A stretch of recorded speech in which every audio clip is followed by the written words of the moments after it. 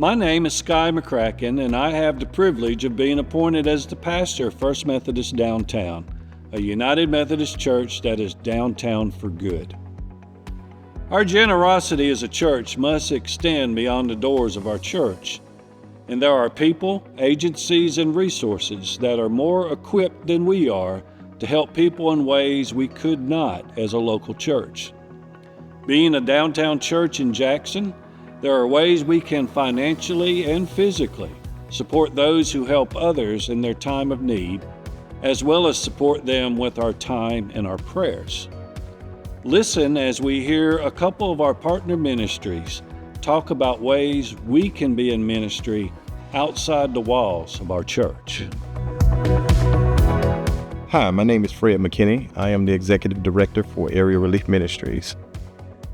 Area Relief Ministries is a religious nonprofit that has been operating in Jackson since 1977. One of our programs, stable programs, is Room in the Inn, where we partnership with churches to provide emergency shelter for men. Your church has been instrumental in keeping Room in the Inn going. Since COVID, many churches were not able to reopen their doors. The Mission Center here has given them the opportunity to continue Room in the Inn during that time.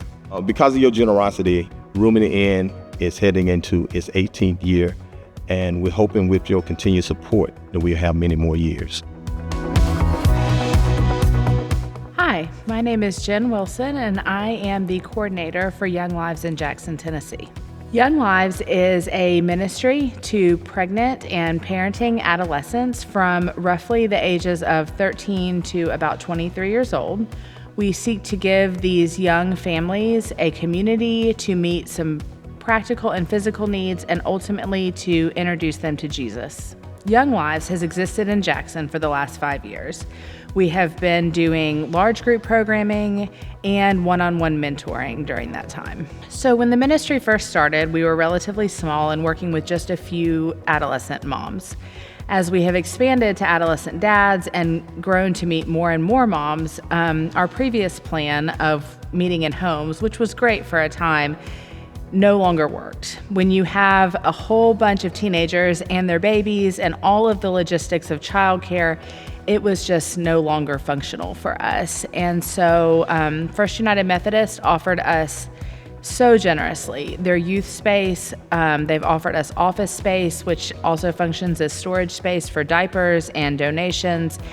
And so it has just been a real game changer for us to be able to have a place where our moms know that they're coming to the same place every week.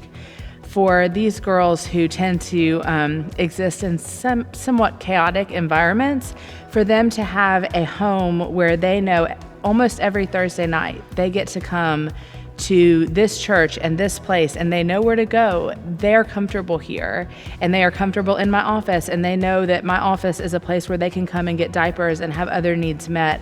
It's just been a real blessing. We are so grateful for First United Methodist generosity. You have played an incredible role in helping us love these young women and now young men, to be able to offer them community and a place to call home. You have really made what we do so much easier and better, and you didn't have to do that. And we are just really moved, and I tell everyone just what a generous group of people you are, and how you have just loved our girls and loved our ministry, and we're really thankful. The phrase, "charity begins at home," is found nowhere in Scripture. It was actually said by Thomas Fuller, who was a British clergyman. People forgot the rest of the sentence, he said.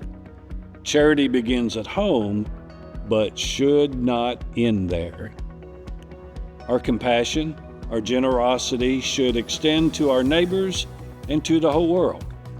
Jesus makes it pretty clear in the parable of the Good Samaritan that our neighbor is not just next door, but in anyone who needs help and mercy. So I'm challenging us here at First Methodist. Can we be known not just for our location, but for our giving and generosity? It would certainly get God's attention. Thank you for being and continuing to be a giving church.